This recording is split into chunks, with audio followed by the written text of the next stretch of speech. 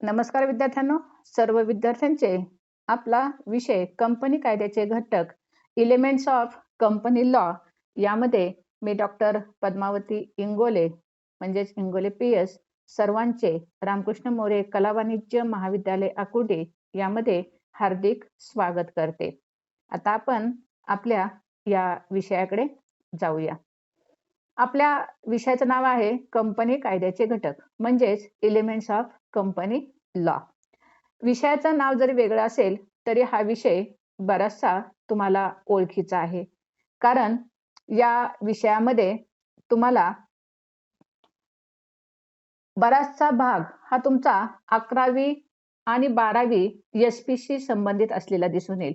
कदाचित ज्यांना 11वी-12वीला SP होते त्यांना कदाचित हा भाग आपला कुठेतरी झालेला आहे किंवा ओळखीचा आहे असे वाटेल. कारण ज्या वेळेला तुम्ही या अभ्यासाचे पाहाल किंवा विषयाकडे पाहाल त्यावेळेला हा भाग आपल्याला पूर्वी झालेला आहे, जुनाच आहे, मग कशाला पुन्हा अभ्यास करावा याचा असे वाटण्याची शक्यता आहे. परंतु विद्यार्थ्यांनो, हा भाग जरी पूर्वी झालेला 11वी-12वी झालेला असेल तरी परंतु त्याची दीपता ही वाढलेली आहे किंवा त्याचा खोलवर अभ्यास हा वाढलेला आहे. जरी हा भाग जुना वाटत असेल तरी तुमची SY BComची पात्रता लक्षात घेऊन त्यामध्ये पूर्णपणे जास्तीत जास्त खोलवर ज्ञान देण्याचा प्रयत्न या भागामध्ये झालेला आहे आणि म्हणून त्या दृष्टिकोनातून आपल्याला या विषयाकडे पाहायचं आहे. यामध्ये कंपनी कायदा जो कॉर्पोरेट सेक्टरसाठी तयार करण्यात आलेला आहे त्या कंपनी कायद्याचा आपल्याला या पूर्ण विषयामध्ये अभ्यास करावयाचा आहे. आता आपल्याला कंपनी कायदा म्हटलं की पहिल्यांदा पटकन तोंडामध्ये येतो तो म्हणजे कंपनी कायदा 1956. परंतु विद्यार्थ्यांनो, कंपनी कायदा 1956 हा बंद होऊन किंवा त्यामध्ये दुरुस्त्या होऊन आता नवीन कंपनी कायदा तयार करण्यात आलेला आहे. तो म्हणजे कंपनी अधिनियम 2013 किंवा त्यालाच कंपनी कायदा 2013 असे म्हटले जाते. आणि याच कायद्याचा संपूर्ण अभ्यास पूर्ण वर्षभर किंवा पूर्ण semester, first semester, third semester आणि फोर्थ सेमिस्टर या तिन्ही सेमिस्टरमध्ये आपणाला करावयाचा आहे. आता जी तुम्हाला सेमिस्टर असणार आहे ती तुमची सेमिस्टर 3rd असणार आहे किंवा 3 असणार आहे आणि सेकंड सेमिस्टर जे असणार आहे त्याला आपण सेमिस्टर 4th असे म्हणणार आहोत.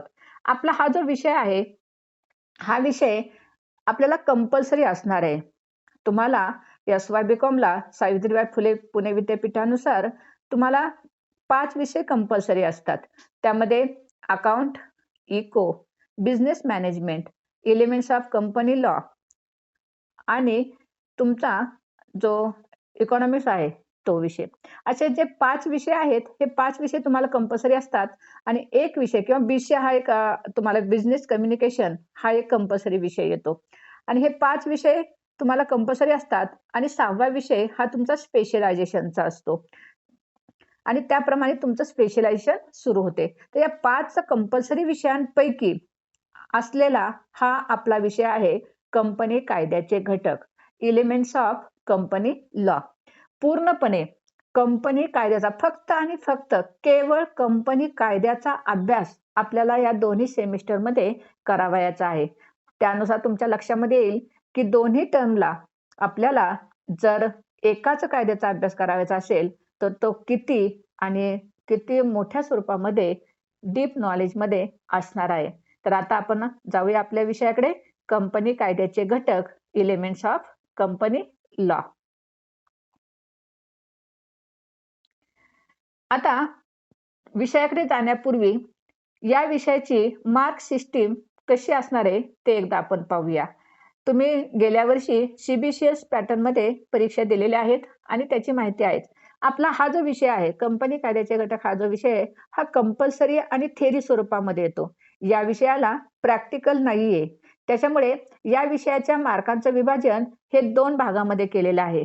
इंटरनल मार्क्स हे 30 मार्काला असणार आहेत आणि युनिव्हर्सिटी एक्झाम ही 70 मार्काची असणार आहे.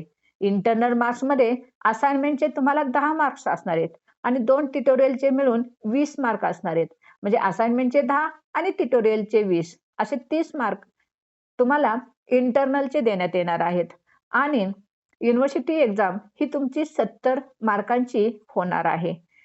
अशा प्रकारे आपला एकूण हा पेपर 100 मार्काचा सेमिस्टर 3rd साठी आणि 100 मार्काचा सेमिस्टर 4th साठी असणार आहे. याला प्रॅक्टिकल नसल्यामुळे प्रॅक्टिकलचे मार्क्स याला मिळणार नाहीत.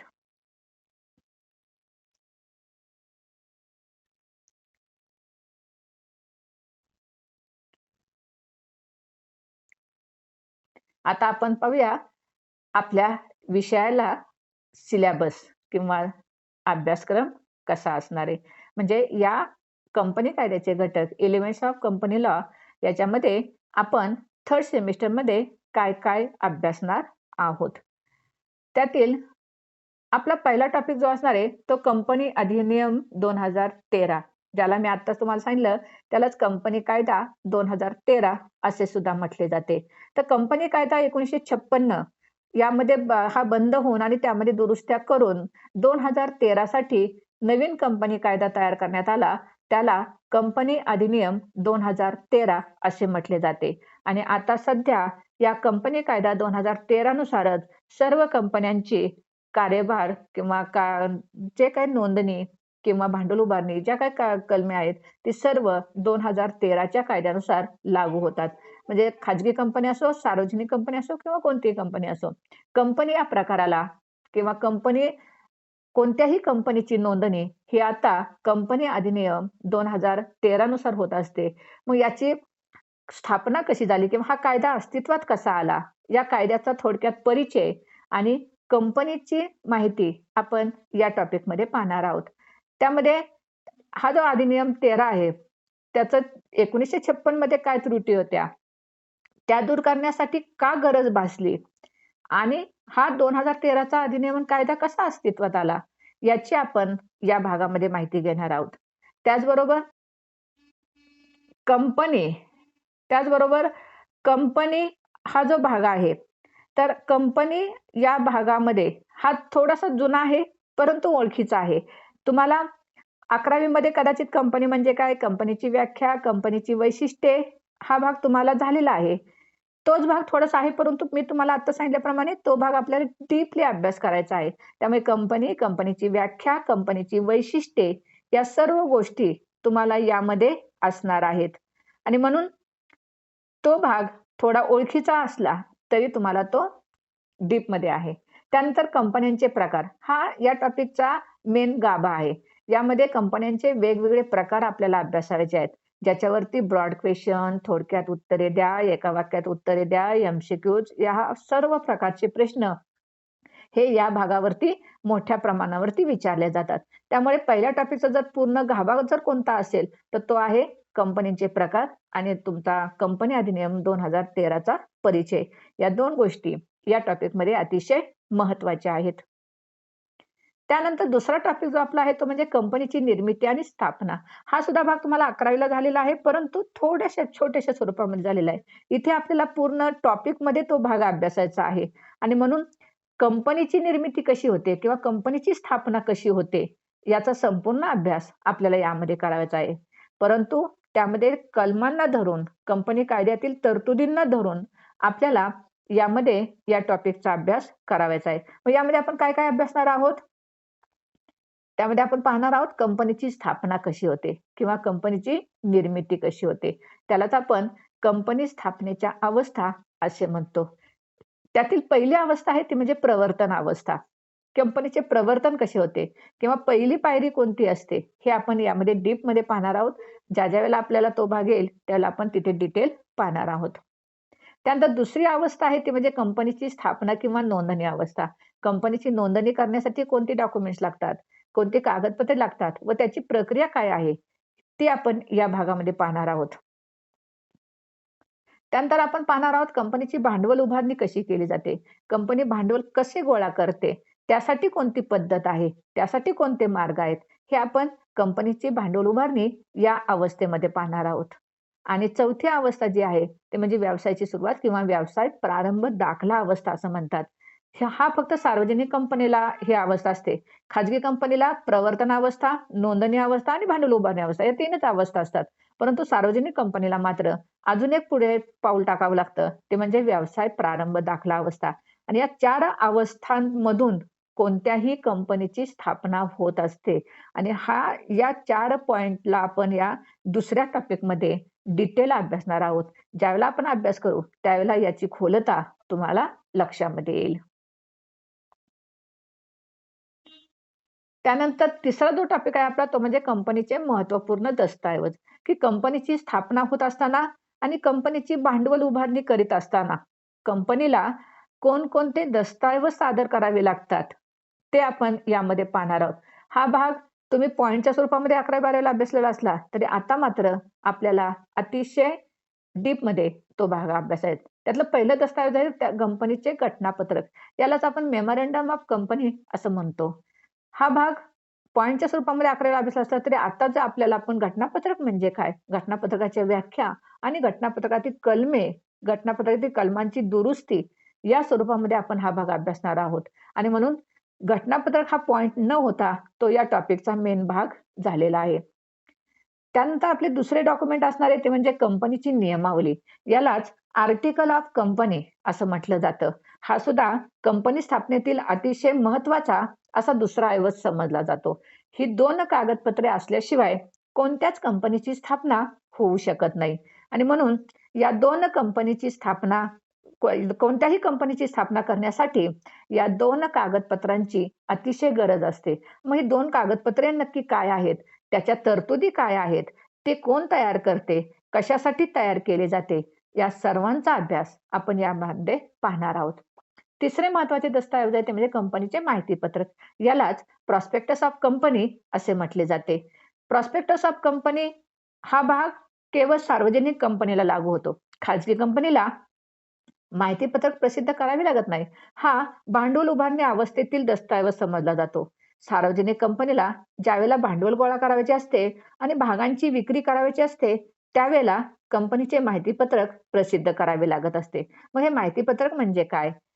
त्याचबरोबर या माहितीपत्रकात कोणत्या बाबी असतात किंवा कोणत्या तरतुदी असतात? त्या माहितीपत्रकाचे प्रकार कोणते आहेत? सेल्फ माहितीपत्रक म्हणजे काय? या सगळ्या गोष्टींची माहिती आपण या माहितीपत्रकामध्ये घेणार आहोत. आता तुमच्या लक्षामध्ये आलेलं असेल, की या 3 पॉइंटचा मिळून अख्खा टॉपिक झालेला आहे. आपण 11वीला हे किंवा 12वीला तुम्ही फक्त 3 पॉइंट अभ्यासले असतील. पण आता आपण या 3 पॉइंटचा पूर्ण तिसरा टॉपिक अभ्यासणार आहोत. मग 3 पॉइंटवरती जर पूर्ण टॉपिक होत असेल, तर त्याची डीपता किती असेल हे तुमच्या लक्षामध्ये येईल. त्यानंतर आपल्या फर्स्ट सेमिस्टरचा जो चौथा टॉपिक आहे, तो म्हणजे कंपनीचे भांडवल. हा थोडासा तुम्हाला ओळखीचा वाटेल. अतिशय सोपा आहे. यापूर्वी झालेला आहे. पण पुन्हा एकदा डीपमध्ये आहे. पण पाहताना मात्र हा बराचसा तुमच्या जवळचा, ओळखीचा, माहितीचा, सहजासहजी परीक्षेमध्ये लिहिता येणारा असा हा भाग आहे. मग आपण यामध्ये काय अभ्यासणार आहोत? तर कंपनीचे भाग, भांडवल आणि रोखे किंवा प्रतिभूती. आता हा भाग आपल्याला माहिती आहे. भाग म्हणजे काय? भागांचे प्रकार कोणते आहेत? सामान्य भाग म्हणजे काय? अग्रहक्क भाग म्हणजे काय? त्याची व्याख्या, त्याची वैशिष्ट्ये, त्याचे फायदे, तोटे हा भाग आपण यामध्ये पाहणार आहोत. मध्ये भाग, अग्रहक्क भाग, सामान्य भाग, भांडवल, भांडवलाचे प्रकार आणि प्रतिभूती आणि रोखे म्हणजे काय? ते आपण यामध्ये पाहणार आहोत. त्यानंतर कंपनीला भांडवल उभारणी करण्याच्या पद्धती कोणत्या आहेत? कोणते मार्ग आहेत? कोणत्या पद्धतीने कंपनी भांडवल गोळा करू शकते? याचा अभ्यास आपण या भागामध्ये पाहणार आहोत. कंपनीला वेगवेगळ्या मार्गाने भांडवल उभारणी करता येते. ते मार्ग कोणते आहेत? आणि त्यातील फायद्याचा मार्ग कोणता? कोणत्या मार्गाला कोणते तोटे आहेत? आणि चांगल्या पद्धतीची निवड कशी करावयाची? हे आपण यामध्ये पाहणार आहोत. त्यानंतर कंपनीचे भागांचे वाटप.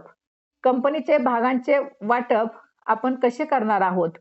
किंवा कंपनी भाग विक्री करीत असताना ज्या भागधारकांना भागांचे वाटप केलेले आहे, ते कशा पद्धतीने केले जाते? त्याची कायदेशीर प्रक्रिया काय?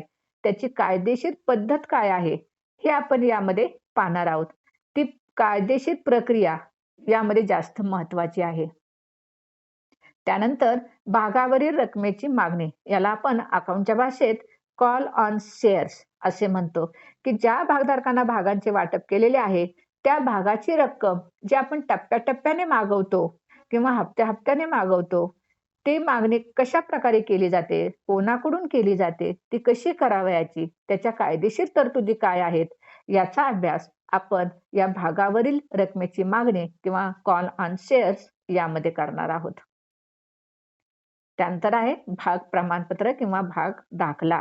ज्यांना भाग दिलेले आहेत आणि ज्यांनी भागावरील रक्कम भरलेली आहे, त्यांना त्याच्या बदल्यात जे प्रमाणपत्र दिले जाते, त्याला भाग प्रमाणपत्र किंवा दाखला असे म्हणतात. भाग दिल्याचा किंवा भाग खरेदी केल्याचा हा कायदेशीर पुरावा समजला जातो. तो कसा दिला जातो? भाग प्रमाणपत्र कोणाला मिळते? त्याची मागणी कशी केली जाते? हरवले तर दुसरे भाग प्रमाणपत्र कसे घेतले जाते? याची माहिती आपण या भागामध्ये पाहणार आहोत. तर हा जो टॉपिक आहे, हा टॉपिक तुमचा पूर्णपणे आपल्या भांडवलाशी रिलेटेड. धन्यवाद विद्यार्थ्यांनो. आजचा भाग शांतपणे ऐकून घेतल्याबद्दल.